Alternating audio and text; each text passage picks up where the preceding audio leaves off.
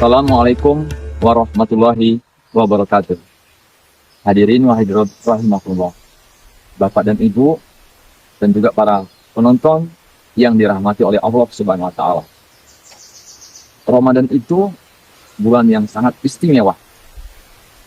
Dan ingat, Ramadan juga bisa menjadikan seorang merugi dalam pelaksanaannya. Jadi, keistimewaan Ramadan itu bisa kita raih dengan aturan-aturan yang Allah berikan. Bahkan sebaliknya, Ramadan itu bisa menjadikan seseorang merugi jika kita melaksanakan larang-larangan Allah. Hadirin wa hadirat rahimakumullah. Keistimewaan Ramadan. Ada 4 keistimewaan Ramadan. Yang pertama, kenapa Ramadan itu istimewa? Karena Allah mengampuni dosa-dosa manusia. Kenapa Ramadan itu istimewa? Karena ada lipat gandaan pahala dari Allah Subhanahu wa taala. Kenapa Ramadan itu istimewa? Karena ada peluang untuk menjauhkan dari syaitan. Yang terakhir, yang keempat. Kenapa Ramadan itu istimewa? Karena seluruh waktu, pagi, siang, dan malam, Allah akan kabulkan semua doa dan juga mempercepat harapan-harapan kita pada Allah Subhanahu wa taala. Namun, pada kenyataannya, pada keistimewaan Ramadan ini, masih banyak manusia atau seseorang yang merasakan rugi dalam puasa Ramadan. Rasulullah SAW dalam hal ini mengungkapkan, sungguh sangat merugi orang-orang yang berpuasa Ramadan. Karena Allah belum mengampuni dosa-dosanya. Sungguh celaka orang yang melaksanakan puasa Ramadan. Sampai akhir Ramadan, Allah Subhanahu wa taala tidak mengampuni dosa-dosanya. Ada 5 golongan orang yang merugi dalam melaksanakan puasa Ramadan. Yang pertama adalah seseorang yang mati rasa terhadap bulan suci Ramadan. Tidak ada apa-apanya Ramadan tersebut terhadap dirinya. Tidak ada pengaruhnya. Sehingga menjadikan dirinya tidak peduli dengan keistimewaan bulan suci Ramadan yang diberikan oleh Allah Subhanahu wa taala. Sehingga berakhirnya Ramadan tidak merubah dirinya kepada yang lebih baik. Padahal dengan Ramadan ini bisa menjadikan dirinya lebih baik dari keistimewaan-keistimewaan yang Allah berikan. Dan pada akhirnya dosa-dosanya tidak diampuni oleh Allah Subhanahu wa taala. Yang kedua adalah orang yang dadakan di bulan Ramadan. Orang yang dadakan maksudnya orang yang dadakan baik, dia berubah drastis di bulan Ramadan. Tentunya di saat bulan Ramadan, semua amalan-amalan kebaikan termasuk yang wajib atau sunat, semua dikerjakan. Dadakan dia, hanya sebulan itu aja. Sehingga sesudah selesai Ramadan, selesai semua amal kebaikan itu. Dia kembali ke semula perbuatannya. Yang tadinya sering ke masjid, tidak pernah ke masjid lagi untuk sholat berjamaah. Yang tadinya sholatnya nggak pernah tinggal, ini nggak pernah sholat lagi. Yang tadinya tidak pernah berbuat kejahatan, ini kembali kepada kejahatan atau dilarang oleh Allah Subhanahu wa taala. Maka yang paling mengerikan dan subhanallah, seorang perempuan selama bulan Ramadan menutup aurat dengan bagus, dengan baik. Ya, seolah dia manusia yang soleha, yang terbaik. Tetapi di saat selesai Ramadan, hijabnya terbuka. Semua na'udzubillah.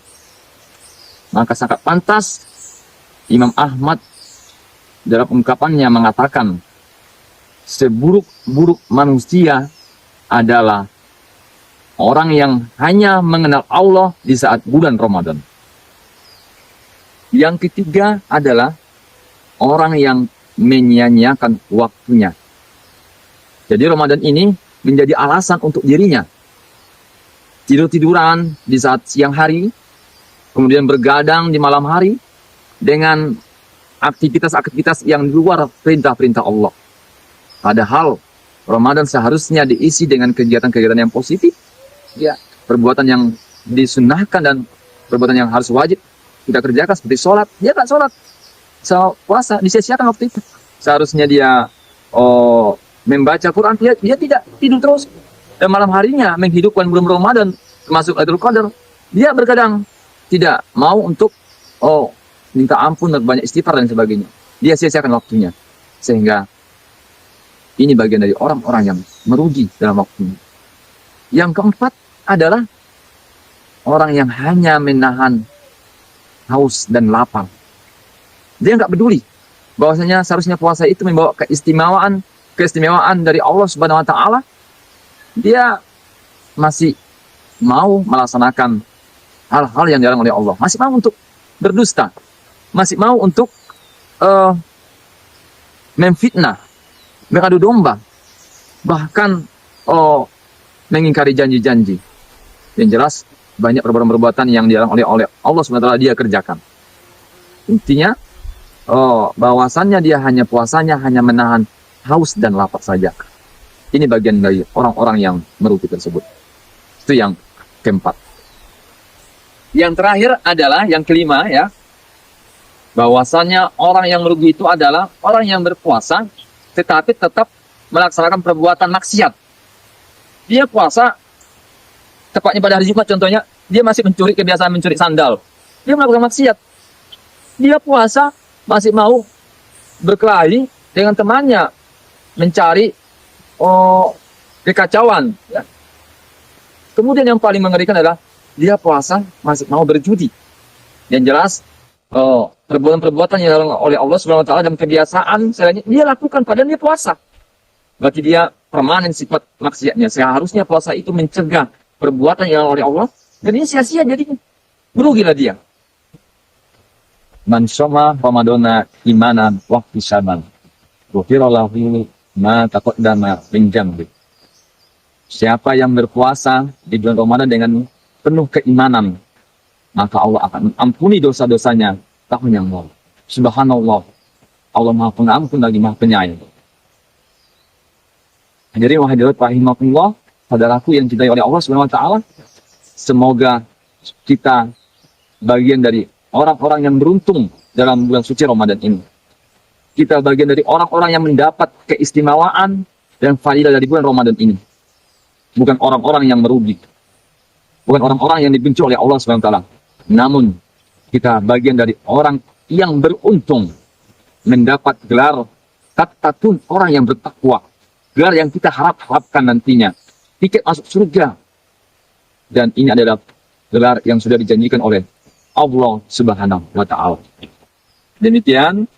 Assalamualaikum warahmatullahi wabarakatuh.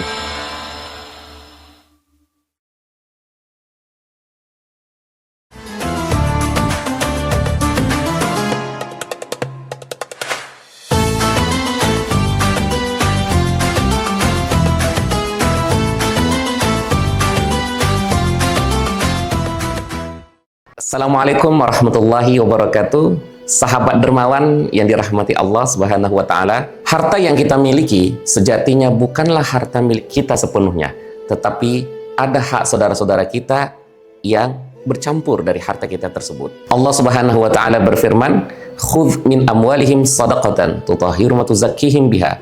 Ambillah sebagian dari harta-harta mereka, dengan itu kalian membersihkan dan mensucikan mereka. Ternyata zakat bukanlah soal kewajiban, tapi zakat adalah jalan untuk menjemput keberkahan harta kita dan memastikan berkembang sesuai dengan ridha Allah Subhanahu wa taala. Melalui penyaluran di Lasnas IKADI, maka Anda telah memilih lembaga yang tepat, profesional, sesuai dengan kebutuhan umat. Mari kita bersama menjadikan Lasnas IKADI sebagai tempat sedekah, infak, dan zakat kita insya Allah akan bermanfaat kepada umat dan tepat sasaran. Zakat adalah bukti cinta kepada Allah dan kepada sesama. Assalamualaikum warahmatullahi wabarakatuh.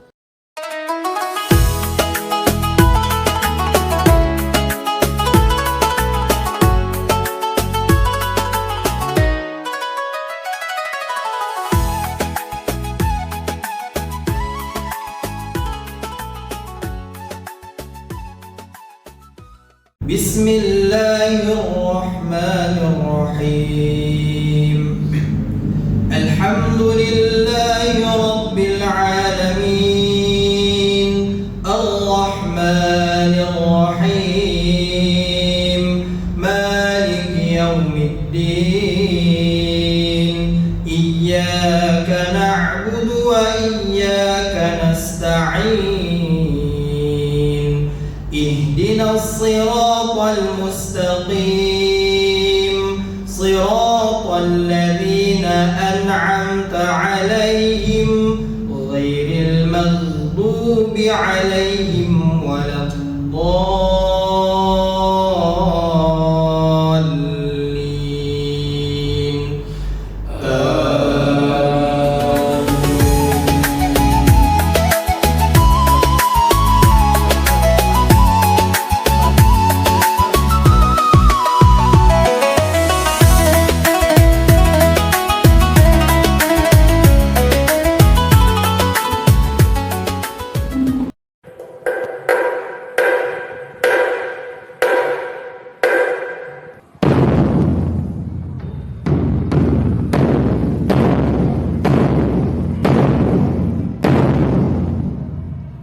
Allahu Akbar, Allahu Akbar, Allahu Akbar,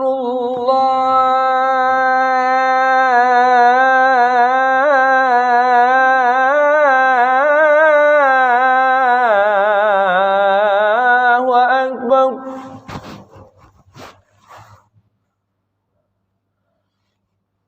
أشهد أن لا إله إلا الله.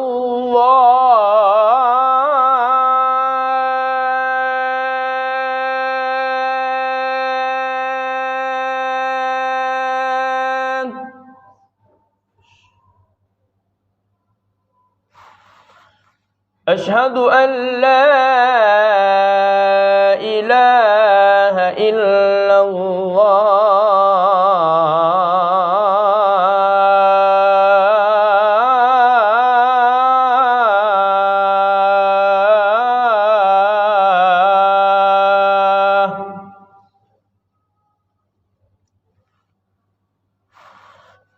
أشهد أن محمد رسول الله.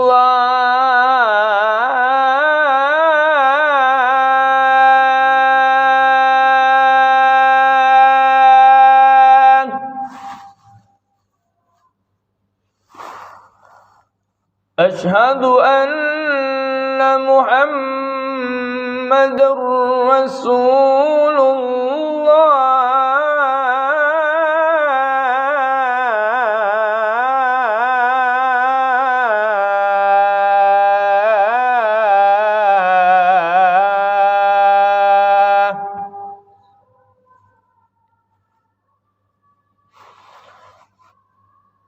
حي على الصلاة.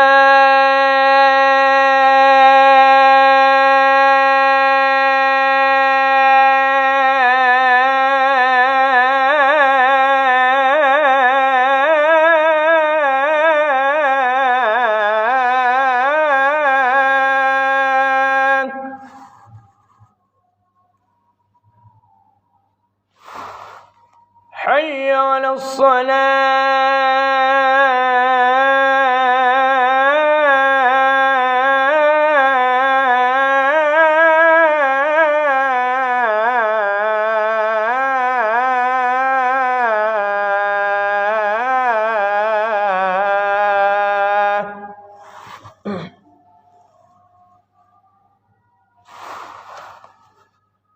حي على الفلاح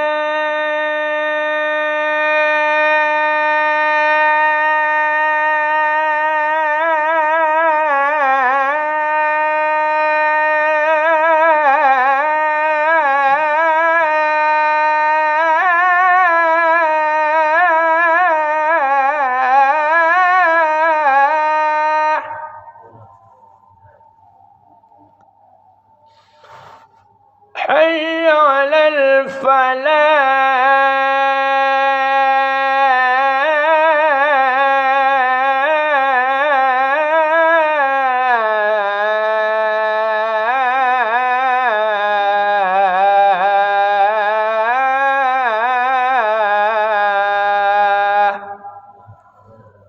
الله أكبر